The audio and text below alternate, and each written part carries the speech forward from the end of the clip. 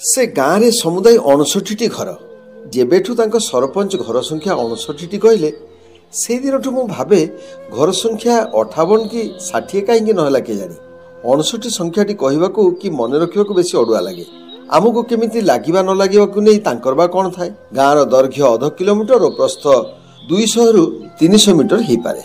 गाँ कहले आमको जेमिति लागे ये सेमितिका गाँ नथिला पड़ा गाँ भली गाँटी आदिम जनजातिर से ग्रामवासी माने जंगल जमी को सफा करी सेठी घर द्वार करी बसवास करुथिले। तेणु घरर परिवार संख्या को चाही निज बल अनुसार जार जेतिकी सामर्थ्य से सेई अनुसार गछ काटी जागा दखल करनेले। झाटी माटीर घर गुड़िक या भितर सरकारी सहायता पाई पक्का हो सारी सत हेले ता भितर दारिद्र्य सेमिति रही। आमे जाई गाँ रे पहुंचला बेलू दिन 11टा सिना किंतु सूर्यंग किरण अधा गाँटी को भी से पर्यंत ग्रास करि पारि नथिला कारण लंबा लंबा घंच गछगुड़ी को भेदी गाँ घर उपरे खरा पड़िबा संभव हेउ न थाए। रास्तार बामरे किछि घर तापरे बेस किछि व्यवधान रे डाहाण रे किछि घर अछि पुणी गोटिए आंबतोटा पारि हेले पहाड़ तलरे किछि घर विक्षिप्त होई रहिछि तो आउ किछि बाट गले पुणी बाम पटकू केतेटा घर छाड़ी छाड़ी ठिया होइछि। आमे गोटी गोटी करी 50टी घर बुली सारिबा परे जहा घरे पहुंचिलु सेटा थिला सागर जुआंगर घर। जो घर सब आमे बुलिलु सेथिरे मनीष नथिले 4-5टी बुढ़ा मनीष बारंडारे बसी लंगड़ा और फुंगुला होई बुलुथिबा छुआ गुडा को आकट करुथिले।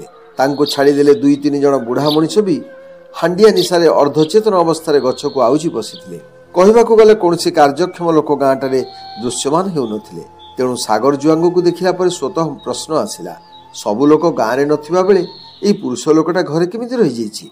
आमे जाई सागर जुआंग घर आगे ठिया हेला बेलू रोसई घर भली बारंडार खंडे अंश 3 कांथ घेरा पिंडारू घुसुरी घुसुरी बाहरी आसिला सागर। गोड़े आंठू तलक एक घा होई सुखु नाही गोड़टा फुली जाइछि एमिति जे ताको आश्रा करी ठिया हेबा तो दूरर कथा से गोड़टी घोसारी घोसारी चलिबा भी कष्टकर हेउछि। एई घाटा हबार या भितर हेइ जाइछि 8-10 मास। किए जणे गाँ पाखर मास्टर थरे केतेटा बटिका देइथिले खाइबाकू ताको खाउथिबा समय दरजटा कम जणा पडुथिला सेगुड़िक शेष होला परे पुणी जो कथा को सेई कथा घा हेबा परे मासे 2 मास पर्यंत सागर जंगल को जाई काठ नहीं आसुथिले हेले दिने काठ बोझ मुंड को उठो उठो गोड़ बंका होई से पड़ी गला। एमिति परिस्थिति हैला जे सांगरे जाइथिबा अन्य ग्रामवासी ताको धराधरी करी गाँ को आनिले। सेई दिनठु से सेई बारंडा छाड़ी कुआडे जाई नाही। स्त्री रो मुंड खराब तेणु से केतेबेले कौन कहे कौन करे तार ठीक ठिकाना न थाए। आमे कथा हेबा भितरे सागर जुआंगर मा बुढ़ी जंगल रु काठ बोझटी आनी बारंडारे आउजेई देई आम आड़ को बल बल करी अनेइला। आम सह टिके कथा होई बुढ़ी घर भीतर को पशिगला। कंसाए पखाल बाढ़ी आनी बसी पड़िला खाइबाकू संभवतः से बेस क्षुधार्त थिला।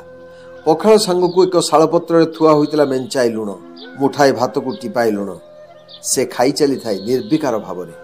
पखाल तक खाई सारी दीर्घ श्वासटी मारिला बुढ़ी। आमे सेमिति ठिया होई देखुथाउ।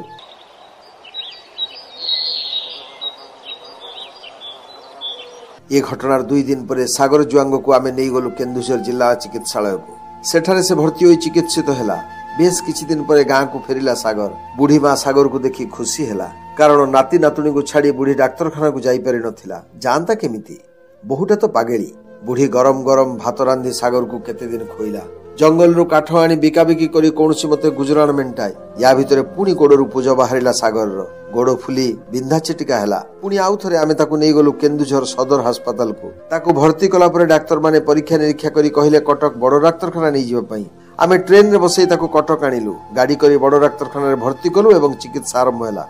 पाखापाखि 10 दिन पर से टिके साष्टम हैला ओ ताकू देइथिबा साहाय्य शेष हेबारु से पुणी गाँ को फेरी गला।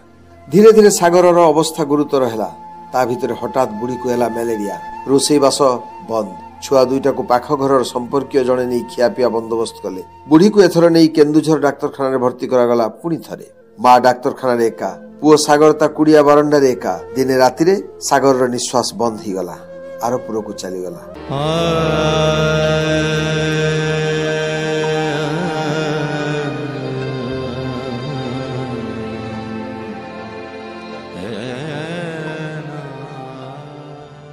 स्त्री घर छाड़ी चलीगला। तापरे परे गाँ लोके सागर संस्कार व्यवस्था कले।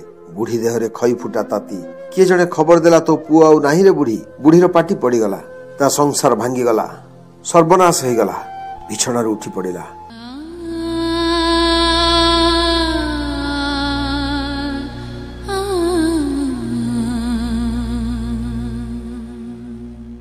जिद कला गाँ को जीव जड़े स्वेच्छासेवी कहले एबे गाड़ी नहीं केमिति जीव बुढ़ी बाड़ीटा धरी उठी चलवा आरंभ करदेला। डाक्तरखानार स्टाफ पार्टी कले बुढ़ी शुणिबार नुहे। खबर पाई आमे अगत्या बुढ़ी को गाँ को नबार बंदोबस्त करदेलु। सागर संस्कार सरीगला। बुढ़ी आउ डाक्तरखाना फेरिलानी। घर बाड़ी बुली बुली सागर को खोजी खोजी बायाणी हिगला। पिला माने बायाणी बायाणी कही चिड़ेइबा आरंभ करदेले।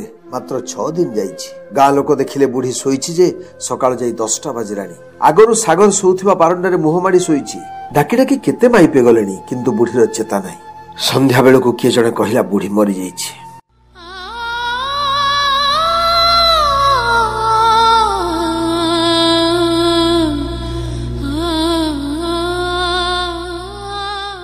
सागर जुआंगर पिला दुईटा एबे भी जुआंग साहिर गछ लता और पहाड़ को अनै खोजुछंती केतेबेले को गछ फांग करियो बा दिसी जीवो तांको बापा बा पहाड़ उपरु काठ बिड़ा धरी केतेबेले ओल्हेई आसीबो नाना।